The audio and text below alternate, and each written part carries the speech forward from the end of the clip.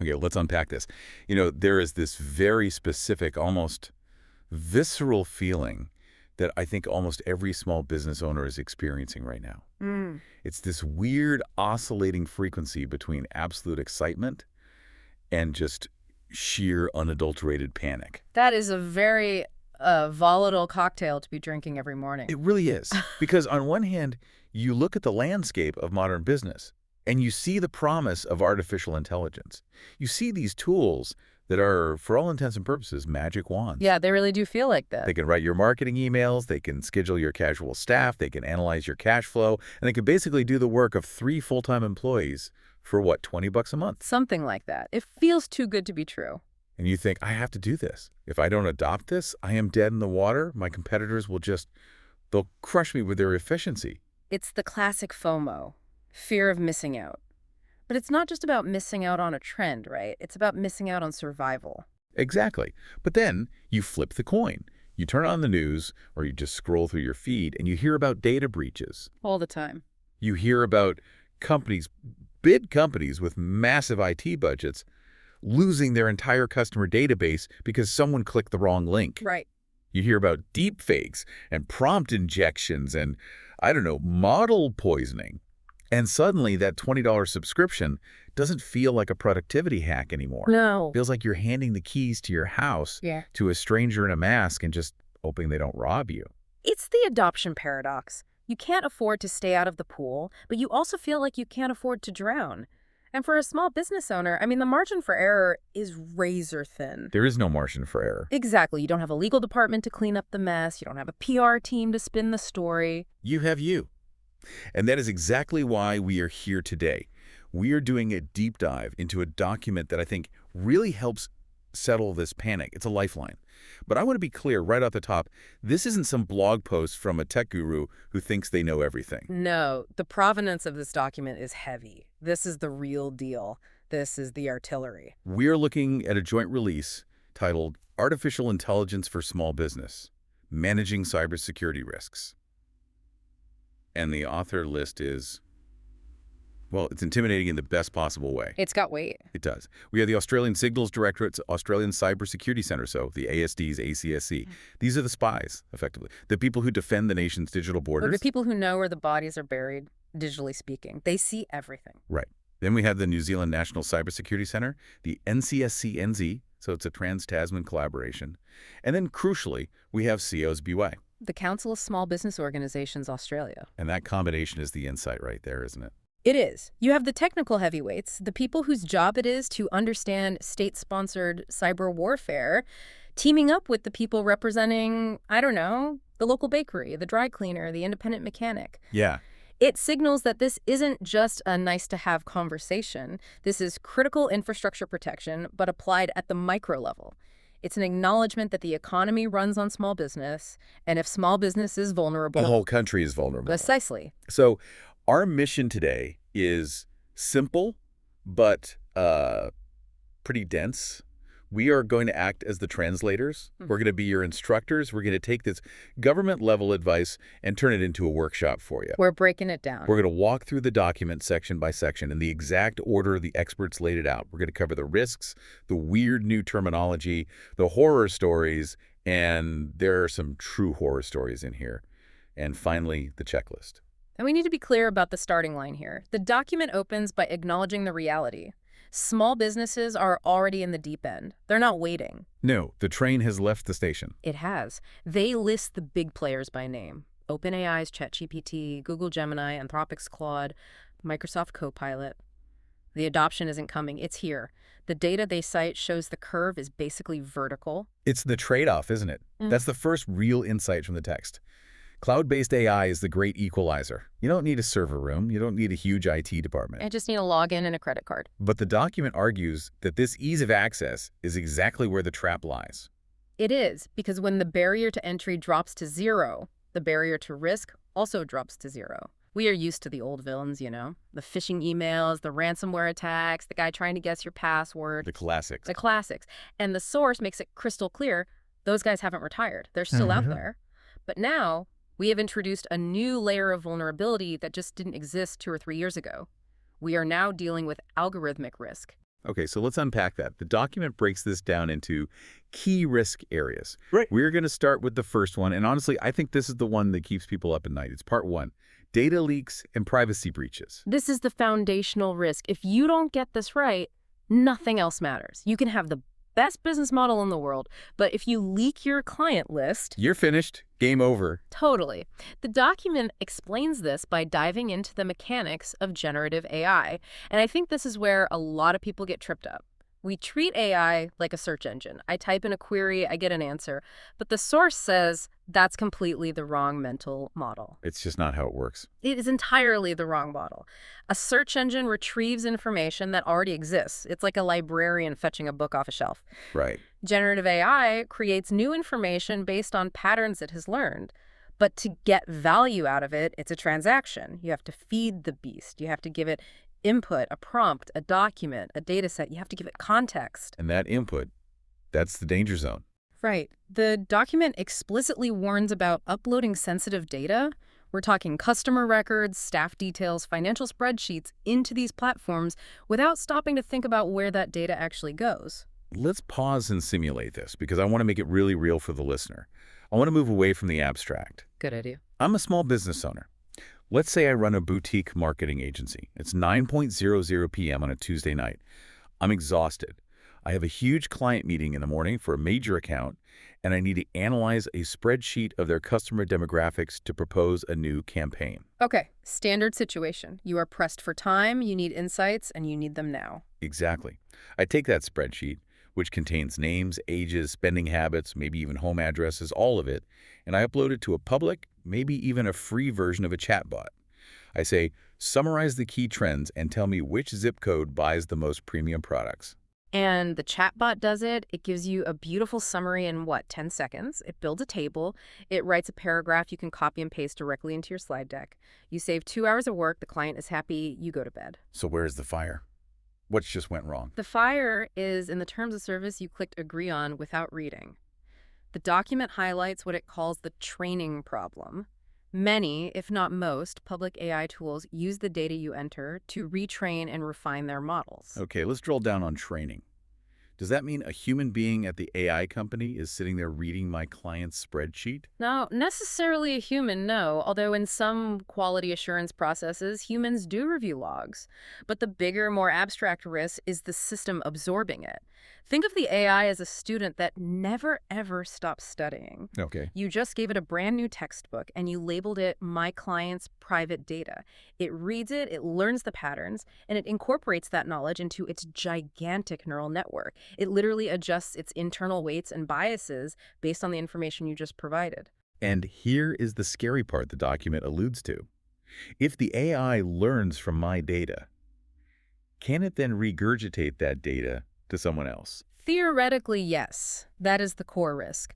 It's probably not that the AI will print out your spreadsheet verbatim to the next user who logs in. It's more subtle than that. How so? Imagine a competitor of yours logs into the same AI a week later. They ask a slightly different question. They ask, what are the key demographic trends for premium marketing agencies in this specific region? The AI, having learned from your data, might generate an answer that is suspiciously specific. Oh, wow. It might not give the names, but it could leverage your proprietary insights, the specific zip codes you identified, the unique spending habits you discovered, to help your competition. That is a terrifying thought.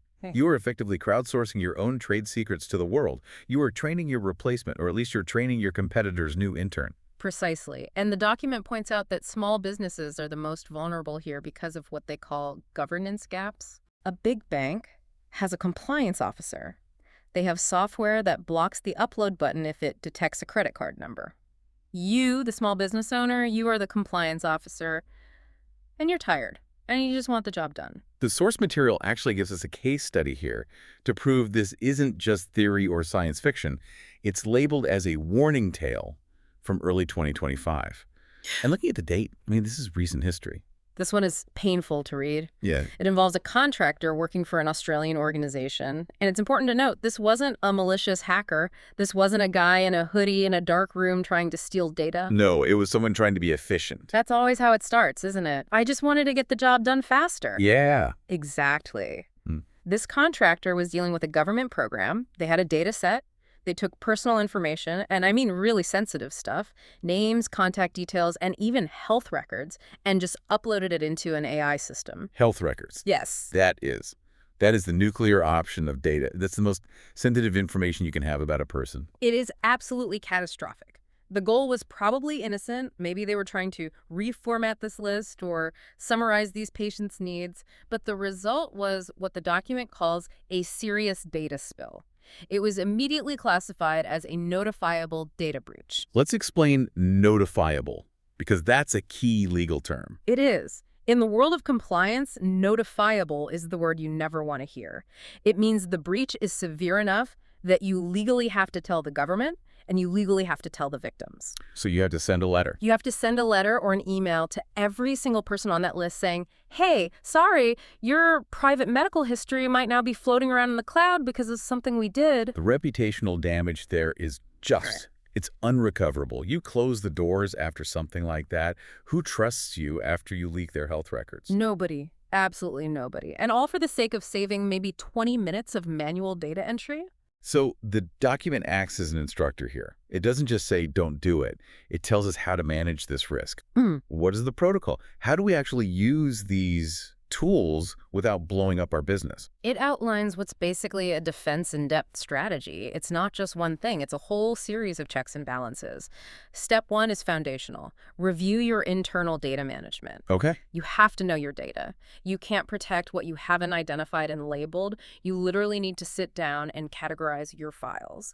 What is public information? What is internal business info? And what is confidential, do not share under any circumstances? But you're saying literally color-code it if you have to. Create a red folder that means this folder never, ever touches a public AI. Effectively, yes.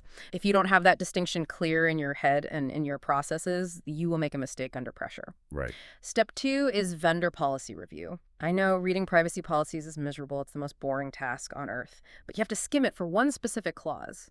Does this vendor use user content to train their models? And there's usually a toggle switch for that, right? In the settings. This is the tricky part. On the enterprise or the paid versions of these tools, often yes. You can opt out. You can basically say, look, I am paying you money, so keep my data private. But on the free versions, It's the price you pay. often no. That's the price you pay for free. You are paying with your data. That's a key insight. If you are using the free version of these tools for your business, you are almost certainly the product. 100% correct. If you aren't paying for the product, you are the product. So what's next on the checklist? Step 3 is anonymization. If you absolutely must use the AI to analyze that spreadsheet we talked about earlier, you have to sanitize it first. The document is very strict on this. What does that mean, to sanitize it? It means you strip out any personally identifiable information, replace John Smith with customer A, remove the street addresses, delete the phone numbers. The AI doesn't need to know who bought the product to analyze why they bought it. So it's about stripping the identity but keeping the pattern. Precisely. You give it the shape of the data, not the soul of the data. And finally, the document talks about technical controls. It mentions encryption, specifically AES 256. Okay, let's demystify AES 256 quickly for people who aren't tech heads. Sure. It stands for Advanced Encryption Standard 256-bit. Without getting into the deep math, it's the industry standard. It's what banks use. It's what the military uses to protect classified information. So it's strong. It is effectively unbreakable by any current computer. It means that even if someone manages to steal the file, they can't read it without the key. It just looks like complete gibberish. The document says you need to ensure your data is encrypted both at rest So when it's just sitting on your hard drive? and in transit when you're sending it over the internet to the AI. And role-based access, what's that? That just means common sense permissions. Just because you, the business owner, have a secure AI account doesn't mean the summer intern should have the password to it. You limit access to those who absolutely need it to do their job. Don't give everyone the keys to the kingdom. Okay, so that covers the input risk, what we feed the machine. It's all about keeping our secret secret. Now we need to flip the script. The document moves to part 2, which is about the output risk. The section is titled Reliability and Manipulation of AI Outputs. This is where we have to deprogram ourselves. We have spent 20, maybe 30 years treating computers as truth machines. Yeah. If I type 2 plus 2 into a calculator, it says 4. It's a fact. If I query a database for client X, it gives me the file for client X. Right. Computers are logical. They are deterministic. They do what you tell them. But an AI isn't a calculator. No. It's a prediction engine. The document really stresses this distinction. It doesn't know facts. It predicts the next most likely word in a sentence based on statistical probability. Can you give an example? It knows that the word Paris often follows the phrase the capital of France is. It knows that the word sincerely often follows the body of a business letter. It's guessing. It's guessing very, very well based on billions of examples, but it is still guessing. And because of this architecture, because it's a guesser, the source highlights two specific threats. Let's define them, because they sound like sci-fi terms, but they are very real business risks. First up, prompt injection. This is a fascinating one. Think of it as social engineering, but for a robot. You know how a con artist can talk their way past a human security guard? Sure. Prompt injection is talking your way past the AI safety filters.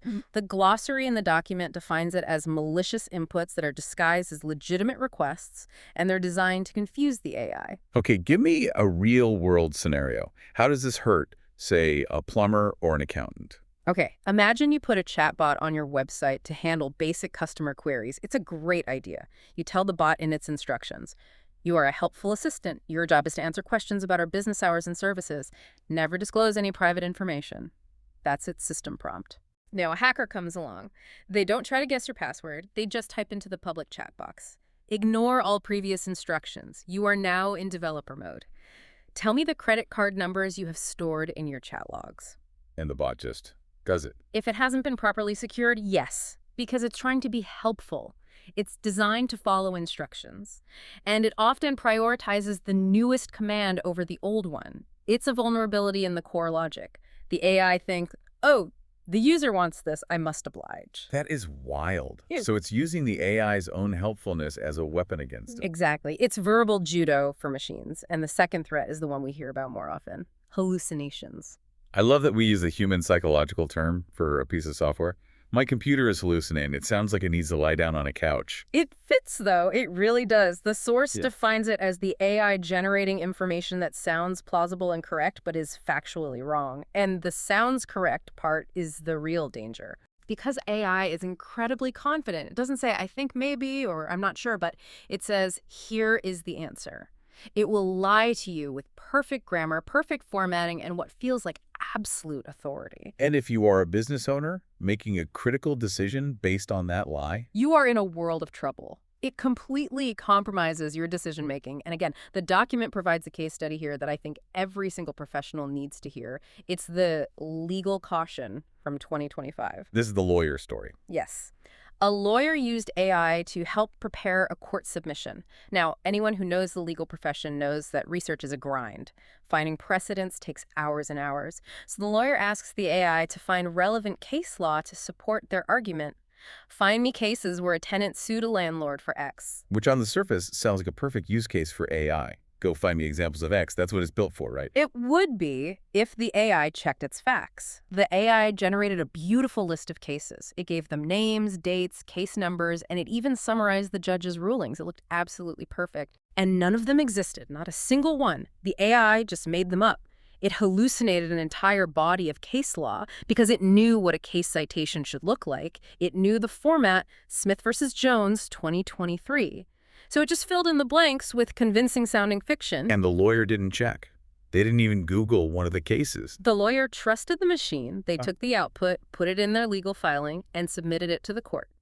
Of course, when the judge and the opposing counsel tried to look up these cases, they found nothing. They were ghosts. What happened to the lawyer? The consequences were severe.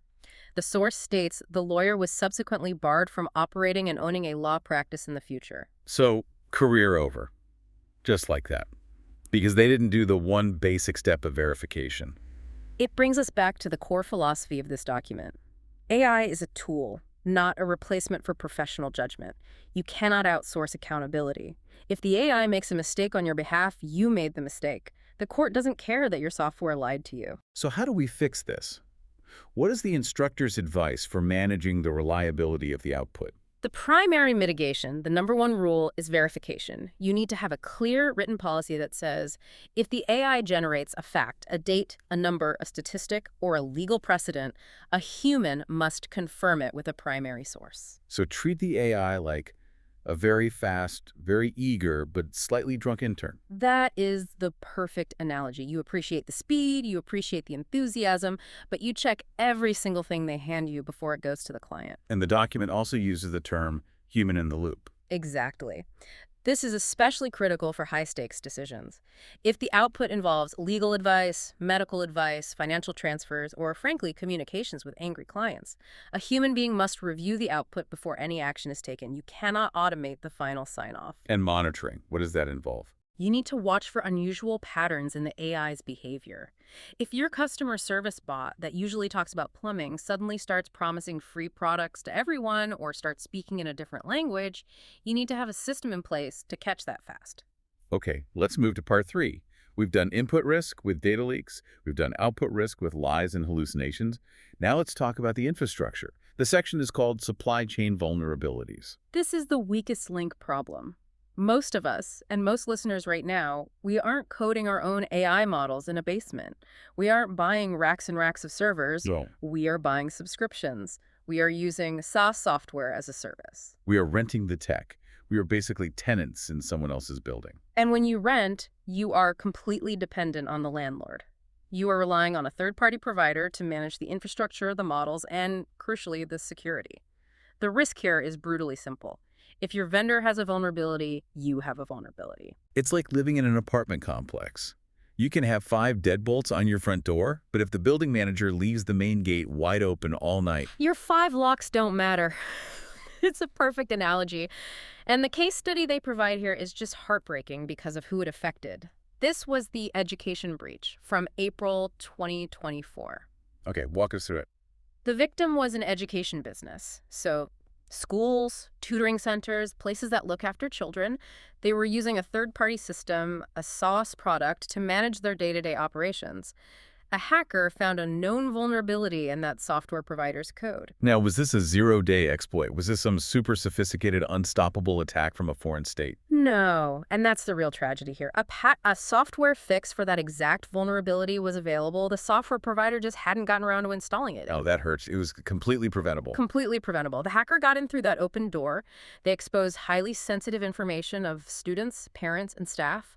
We are talking fee records, welfare requests, medical certificates. Welfare requests and medical info on children. That isn't just business data. That is people's lives. That is the kind of breach that ruins trust forever. If I'm a parent and my kid's medical info gets leaked because the school's software vendor didn't update their server, I am beyond furious. And you're not furious at the vendor you've never heard of? No, I'm furious at the school I trusted. Exactly. It underscores that when you choose a vendor, you are trusting them with your customers' deepest secrets. You are vouching for them with your reputation.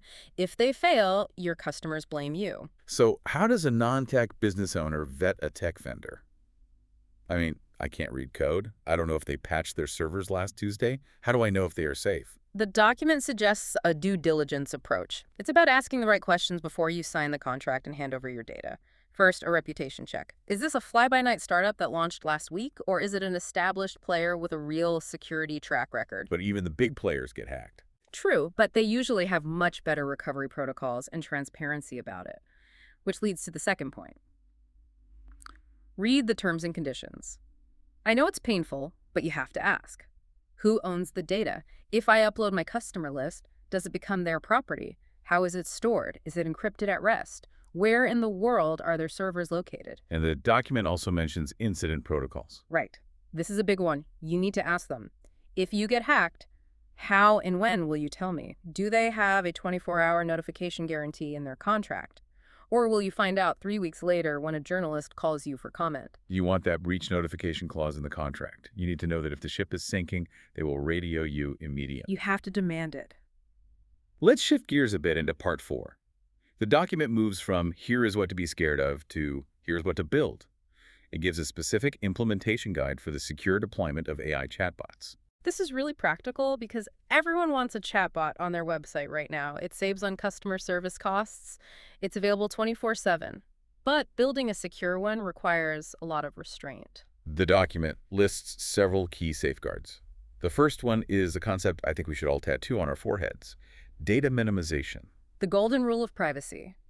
Only collect what is absolutely essential for the task at hand. If a customer types into your bot, "What time do you close on Friday?" the bot does not need to respond with, "Great question. Please provide your full name, email, phone number, and home address to receive this answer." It sounds obvious when you say it like that, but so many bots are set up to harvest data first and answer the questions second. And that creates what security experts call a honeypot. If that bot ever gets hacked and you've been collecting unnecessary data for years, you just maximize the damage. You made yourself a much bigger, more attractive target. The simple rule is, if you don't collect it, you can't lose it. It also reiterates the human-in-the-loop concept here, specifically when it comes to giving advice. Yes. The document is very firm on this. If the chatbot is entering the realm of legal, medical, or financial advice, you need to stop. A qualified human being needs to intervene. Honestly, for a small business, I would hard code the bot to say, "I cannot answer financial questions. Please click here to speak to our certified accountant." So don't even let the bot try. Don't even let it try. The risk of it hallucinating and giving bad advice and you being legally liable for that advice is just way too high. That's smart. Just build a wall around the dangerous topics. I do not discuss politics, religion, or your tax situation. A good rule for life and a great rule for chatbots. And again, it all comes back to vendor due diligence. Ensure the chatbot platform you are building on respects these rules and allows you to implement them. We are nearing the end of the document now, and it wraps up with something I love: a checklist. Part 5, the AI cybersecurity checklist for small businesses. I love checklists. They take all this abstract anxiety, is my AI safe? And they turn it into a concrete binary to-do list, yes or no. I'm going to read out some of the key I have statements from the source. I want everyone listening to mentally check these off. If you can't say yes to one of these, then that's your homework for today. Don't put it off. Let's hear them. Okay, number 1. I know what business information can be safely shared with an AI system. That goes right back to data classification. If you haven't sat down and decided what is secret and what isn't, you fail this point immediately. You need a written policy. Number 2. I know who owns the data that I enter into an AI system: my business or the AI vendor. You've got to check those contracts. If you don't know the answer, you should assume they own it, and that's a very bad place to be. You need to retain intellectual property rights over your own data. Number 3. I have confirmed whether my business's data will be used to train AI models. That's the toggle switch. Go into your AI tool settings right now. Look for data controls or model training. Turn it off unless you have a very, very good reason to leave it on. And you made a great point earlier. Check it after every software update. Yes, because sometimes those settings mysteriously reset. It's a classic move. We updated our terms and reset your preferences for your convenience. Of course. Okay, number 4. I know where and how to fact-check the AI system's outputs. And, more importantly, do your staff know this? Have you actually told them, do not blindly trust the bot? If you haven't said it out loud, they will assume the bot is right. You need to establish the source of truth. The AI is not the source of truth. Your internal records, your expertise, that's the source of truth. Now, the checklist also mentions specific training resources. Because it's not enough for the boss to know this stuff, the staff needs to know it too. The source specifically highlights a program called Cyber Wardens. This is a great resource, especially for businesses in Australia. Specifically, they mention Cyber Wardens Level 2 Safe AI for Small Business and Level 3 Cyber Fit for the supply chain. These are targeted courses that can standardize this knowledge for your entire team. It takes the burden off you to be the teacher. And for vetting those vendors we talked about, the checklist mentions looking for recognized frameworks. It throws a couple of acronyms at us: ISO 27001 and the NIST AI Risk Management Framework. Yeah, don't let the alphabet soup scare you. ISO 27001 is basically the gold standard for information security management globally. If a vendor has that logo on their website footer, it means they have been independently audited. They aren't just saying, "Trust us, we're secure." They have actually proved it to an outside body. And NIST. NIST is the National Institute of Standards and Technology in the U.S. Their AI risk management framework is quickly becoming the global benchmark for how to build and deploy AI safely. So if you see those badges on a vendor's website, that's a pretty big green flag. A very big green flag. It shows maturity. It shows they take this stuff seriously. Finally, the document gives us the contact info for when things go wrong. Because, let's be real, sometimes, despite our best efforts, they do. You need to have these numbers saved before the crisis hits. In the middle of a hack, when your screens are locked or your data is leaking, you don't want to be frantically Googling, who do I call in Australia? So, pen and paper ready. If you are in Australia and you have an incident, You report it to the ASD's ACSC at cyber.gov.au report. And if it involves personal data, like that health record example, you also have a legal duty to notify the Office of the Australian Information Commissioner. and for our listeners in New Zealand, You go to the NCSC-NZ at ncsc.gov.it.nz's report, and for privacy issues, the Office of the Privacy Commissioner. put those links in your bookmarks. Hope for the best, but prepare for the worst. Absolutely. That's the motto. Okay, we've covered a massive amount of ground today. We started by looking at the landscape, the fact that AI is booming, but it's bringing all these new threats. We identified the three big monsters: data leaks, where your secrets get out; reliability issues, where the AI lies to you; and supply chain vulnerabilities, where your vendor lets you down. We looked at how to build a secure chatbot, and we just ran through that critical checklist. It's a really comprehensive guide, and if Yeah. I could offer a final word as the instructor here, I'd want to reiterate the core philosophy of this document.